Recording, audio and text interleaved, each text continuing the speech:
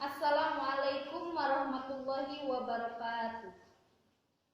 Alhamdulillahirabbil alamin wa bihi nasta'inu ala umurid dunya waddin wassalatu wassalamu ala asrofil anbiya'i wal mursalin wa ala alihi wa sahbihi wa man tabi'ahu ila yaumil qiyamah. Amma ba'd. Alhamdulillahirabbil alamin, sampai sekarang kita semua masih diberikan kesehatan hingga kita semua dapat melakukan perkuliahan online mata kuliah teknologi pendidikan PAI. Mungkin dalam kesempatan kali ini kami dari kelompok 1 akan membawakan sebuah makalah yang berjudul Memahami Teknologi Pendidikan sebagai Fasilitas Belajar atau Pembelajaran dalam PAI. Mungkin materi yang pertama akan saya sampaikan sendiri, yaitu tentang teknologi dan pendidikan. Jika kita berbicara tentang teknologi,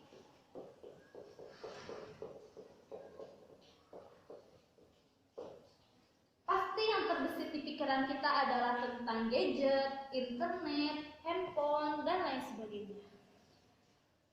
Kebanyakan orang mengartikan sebuah teknologi adalah sebuah mesin-mesin, alat-alat, teknik-teknik, dan lain sebagainya. Setiap orang bebas mengemukakan argumennya, pendapatnya tentang apa itu sebenarnya teknologi. Tetapi kita juga tidak boleh melupakan apa itu teknologi. Teknologi secara umum diartikan sebagai sebuah proses.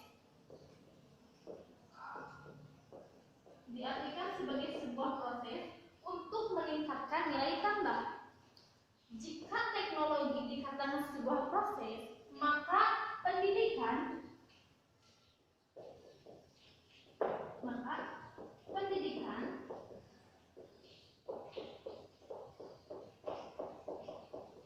adalah salah satu dari teknologi. Karena apa? Karena pendidikan juga termasuk proses di mana pendidikan ini memanusiakan manusia, memanusiakan manusia menjadi manusia yang terdidik. Hal itu dapat meningkatkan nilai tambah pada manusia tersebut.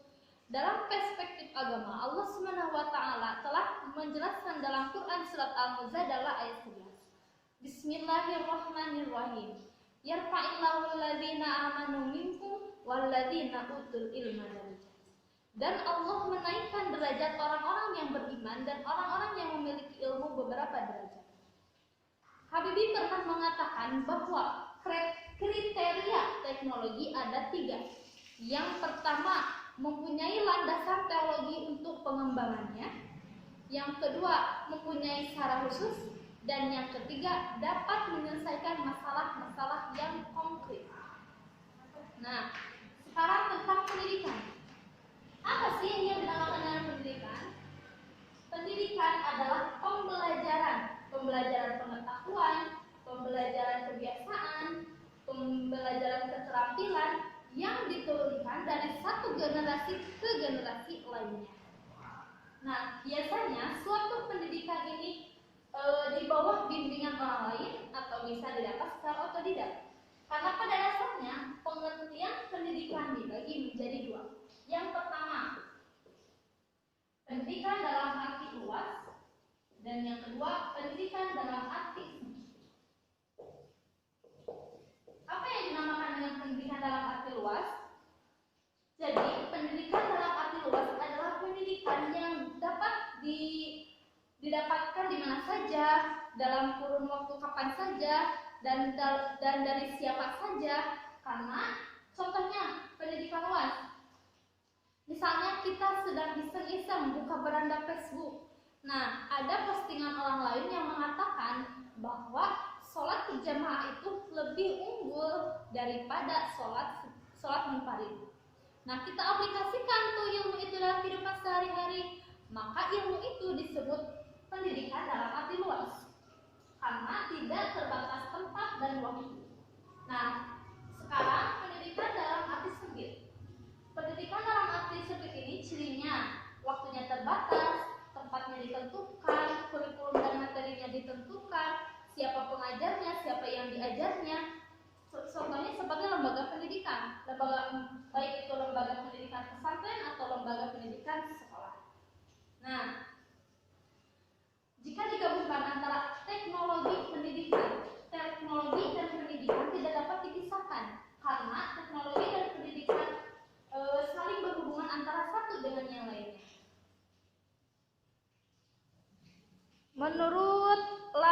Daine. Menurut Franz Daine mengatakan bahwa pendidikan memiliki dua konsep, yaitu konsep produk dan konsep proses.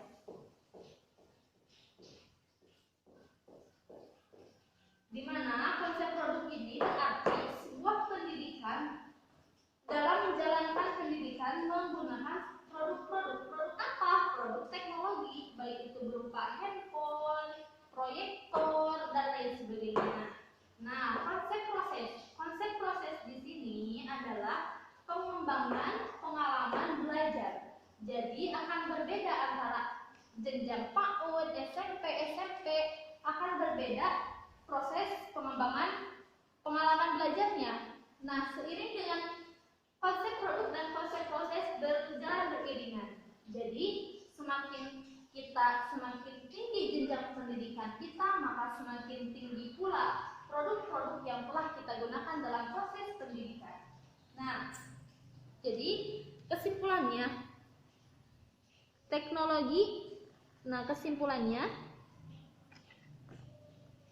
teknologi pendidikan adalah proses yang meningkatkan nilai tambah produk yang digunakan dan atau dihasilkan untuk memudahkan dan meningkatkan kinerja, struktur atau sistem di mana proses dan produk itu dikembangkan dan digunakan.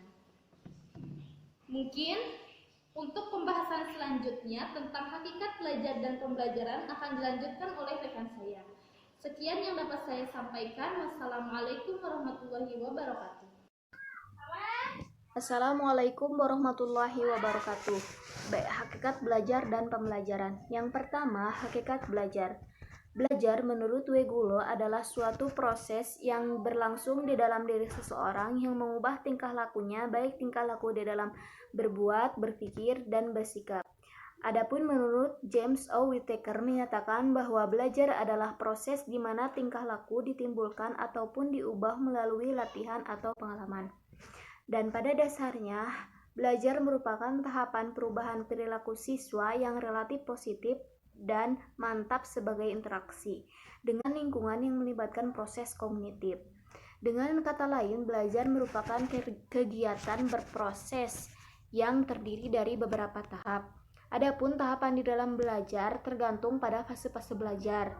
Dan salah satu tahapannya adalah yang dikemukakan oleh Whiting, yaitu yang pertama ada tahap acquisition, yaitu tahapan peroleh informasi. Yang kedua ada tahap storage, yaitu tahapan penyimpanan informasi. Yang ketiga ada tahap retrieval, yaitu tahapan pendekatan kembali informasi. Di dalam tugas melaksanakan proses belajar mengajar, seorang guru perlu memperhatikan beberapa prinsip sebagai berikut. Yang pertama, apapun yang dipelajari siswa, dialah yang harus belajar, bukan orang lain. Yang kedua, setiap siswa belajar sesuai dengan tingkat kemampuannya. Dan yang ketiga, siswa akan dapat belajar dengan baik bila mendapatkan penguatan langsung pada setiap langkah yang dilakukan selama proses belajar. Yang keempat, ada penguasaan yang sempurna dari setiap langkah yang dilakukan siswa akan membuat proses belajar lebih berarti. Yang kelima, ada motivasi belajar siswa akan lebih meningkat apabila ia diberikan tanggung jawab dan kepercayaan penuh atas belajarnya. Dari beberapa pengertian belajar tersebut, kata kunci dari belajar adalah perubahan perilaku. Dalam hal ini, Benjamin S. Bloom mengemukakan perubahan perilaku yang terjadi sebagai hasil belajar, yaitu yang pertama ada cognitive domain atau kawasan kognitif. Adalah kawasan yang berkaitan dengan aspek-aspek intelektual atau secara logis yang biasa diukur dengan pikiran atau nalar. Kawasan ini pun terdiri dari pengetahuan, pemahaman, penerapan, memadukan, dan penilaian. Yang kedua, affective domain atau kawasan afektif adalah kawasan yang berkaitan dengan aspek-aspek emosional seperti perasaan, minat, sikap, kepatuhan terhadap moral, dan sebagainya. Kawasan ini terdiri dari penerimaan, sambutan, penilaian, pengorganisasian, dan karakterisasi. Yang ketiga ada psikomotor domain atau kawasan psikomotorik. Adalah kawasan yang berkaitan dengan aspek-aspek keterampilan yang melibatkan fungsi sistem syaraf dan otot dan fungsi psikis. Kawasan ini terdiri dari meniru, membiasakan, dan adaptasi. Dan Muhammad Surya pun mengemukakan ciri-ciri dari perubahan perilaku, yaitu yang pertama, perubahan yang disadari dan disengaja atau intensional. Yang kedua, perubahan yang berkesinambungan atau kontinu. Ketiga, perubahan yang fungsi. 3. Perubahan yang kontinu. 4. Perubahan yang bersifat aktif. 5. Perubahan yang bersifat positif. 6. Perubahan yang bersifat permanen. 7. Perubahan yang bertujuan dan terarah. 8. Perubahan perilaku secara keseluruhan. Selanjutnya, Moh Surya mengemukakan bahwa hasil belajar akan tampak di dalam kebiasaan, keterampilan, pengamatan, berpikir asosiatif, berpikir rasional dan kritis, inhibisi atau menghindari hal yang mubazir, apresiasi, perilaku afektif. Adapun yang kedua, hakikat pembelajaran. Proses pembelajaran adalah sarana dan cara bagaimana suatu generasi belajar, atau dengan kata lain bagaimana sarana belajar itu secara efektif digunakan. Adapun fungsi-fungsi pembelajaran yaitu yang pertama, pembelajaran sebagai sistem, yang kedua, pembelajaran sebagai proses. Adapun ciri-ciri pembelajaran yaitu yang pertama, merupakan upaya sadar dan disengaja. Yang kedua, pembelajaran harus membuat siswa belajar. Yang ketiga, tujuan harus ditetapkan terlebih dahulu sebelum proses pembelajaran dilaksanakan. Yang keempat, pelaksanaannya terkendali baik isinya, waktu, proses maupun hasil. Assalamualaikum warahmatullahi wabarakatuh. Saya Serina Mardianti, kelas PAI 3E. Insya Allah di kesempatan kali ini saya akan menjelaskan tentang bagian C tentang jenis-jenis fasilitas belajar. Fasilitas belajar dapat dibedakan menjadi dua, yaitu fasilitas fisik dan yang kedua fasilitas uang. Yang dimaksud fasilitas fisik yaitu segala sesuatu yang berupa benda atau fisik yang dapat dibendakan. Dan yang kedua, fasilitas uang yaitu segala sesuatu yang bersifat mempermudah suatu kegiatan sebagai akibat bekerjanya nilai uang. Dan menurut Wina Sanjaya, fasilitas belajar terbagi menjadi dua macam, yaitu yang pertama sarana dan kedua prasarana. Dan menurut B. Suryobroto, fasilitas pembelajaran dibedakan menjadi tiga macam, yaitu 1. Alat pelajar, 2. Alat pelaga, dan 3. Media pembelajaran.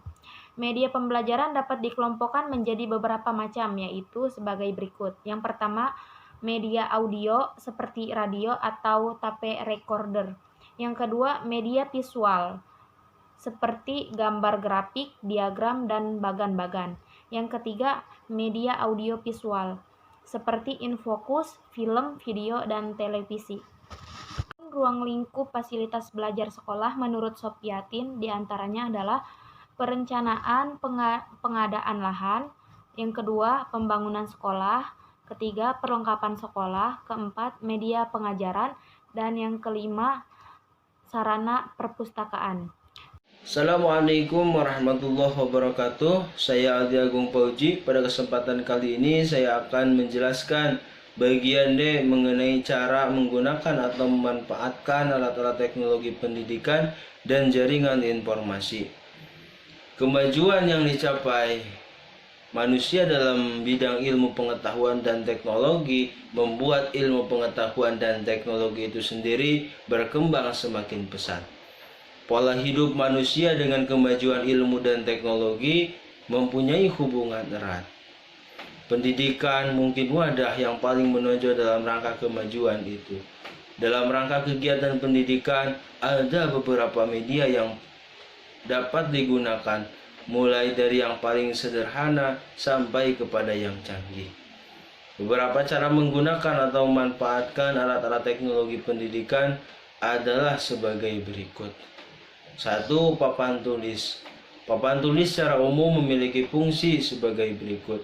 1. Tempat menuliskan pokok-pokok pikiran, penjelasan guru dalam pembelajaran klasikal kelompok maupun individual. Kedua, tempat menuliskan bagan, grafik atau gambar, peta konsep, dan lain-lain untuk mendukung penjelasan guru. Yang ketiga, tempat menuliskan rangkuman materi pembelajaran, tugas-tugas, soal-soal, ulangan-ulangan, dan soal-soal latihan. Papan tulis mempunyai nilai tertentu seperti penyajian bahan yang dapat dilakukan secara jelas, kesalahan tulisan mudah diperbaiki. Dalam merangsang anak untuk aktif, dapat merangsang anak untuk aktif, dapat menarik perhatian. Penggunaan papan tulis memerlukan keterampilan menulis dan kerajinan membersihkannya. Yang kedua, bulletin board dan display. Buletin adalah publikasi yang mengangkat perkembangan suatu topik atau aspek tertentu. Buletin diterbitkan atau dipublikasikan secara teratur dalam waktu yang relatif singkat. Alat ini biasanya dibuat secara khusus dan digunakan untuk mempertontonkan pekerjaan siswa, gambar, bagan, poster, dan objek dimensi lainnya. Ketiga, film. Film pendidik dianggap efektif untuk digunakan sebagai alat bantu pengajaran. Film yang diputar di depan siswa harus merupakan bagian integral dari kegiatan pengajaran. Film mempunyai seperti dapat melengkapi pengalaman-pengalaman dasar, memancing inspirasi baru, menarik perhatian, penyajian lebih baik karena mengandung nilai-nilai rekreasi, dapat memperlihatkan perlakuan objek yang sebenarnya sebagai pelengkap catatan, menjelaskan hal-hal yang abstrak, mengatasi rintangan bahasa. Untuk yang keempat, alat pendidikan, yaitu rekaman pendidikan. Istilah asing alat ini adalah recording atau audio, yakni alat audio yang tidak diikuti dengan visual. Melalui alat ini dapat mendengarkan cerita, pidato, musik, sajak, dan lain-lain. Rekaman ini sering dilakukan oleh kelompok individu siswa, misalnya merekam suara guru.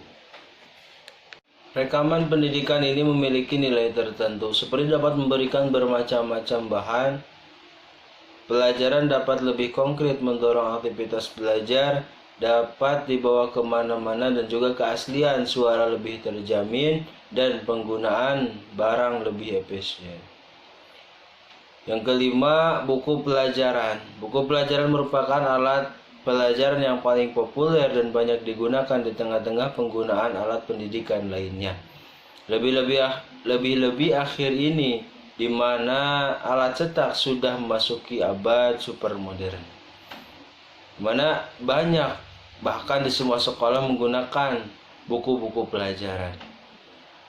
Buku pelajaran mempunyai nilai tertentu, seperti membantu guru dalam merealisasikan kurikulum, memudahkan siswa dalam belajar, dapat dijadikan pegangan, memancing inspirasi, dapat menyajikan materi yang seragam dan mudah diulang, dan sebagainya.